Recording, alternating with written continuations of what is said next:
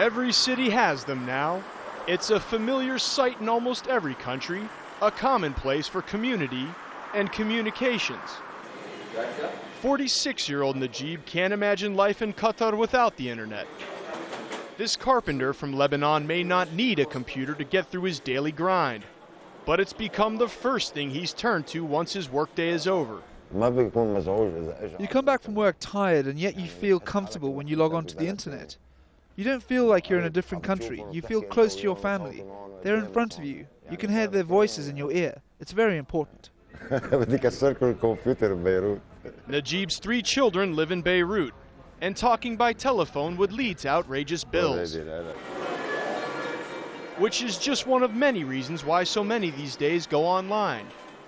Sending voice over the internet comes at just a fraction of the cost. From email to social networking, the internet owes itself to a virtual structure that connects users and information from around the world through a system known as peering. Computers connected to each other from the web share data, feeding off each other, and a process that seems to make the world go around. And around the world it goes. All internet traffic in the state of Qatar will ultimately have to pass this cold and noisy room where I'm standing. These expensive servers are owned and operated by QTEL, the country's telecommunications giant. But even these fancy machines have to rely on others to keep the country connected to the World Wide Web. The key advantage here are these fiber optic cables, which connect to high-speed networks across the Middle East, Europe, and eventually the United States. As it travels the world, there are countless areas that struggle to join the internet's sophistication. But they anyhow do.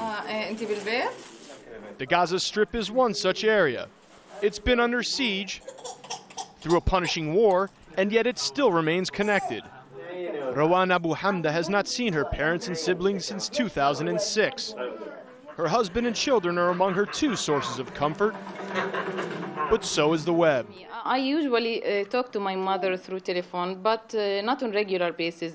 For example, for the internet, I'm maybe 2 or 3 times I can chat with my sisters and know their news. But through telephone, I cannot call them. Maybe once a week or twice a week. I can't because it's expensive, of course. It also helps Rawan cope with the lack of information. It's a major thing on our life. We cannot live without it. Fortunately for so many, one does not have to be a technical expert to understand the World Wide Web's inner workings.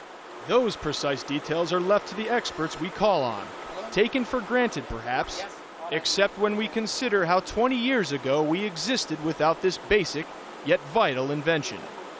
Clayton Swisher, Al Jazeera.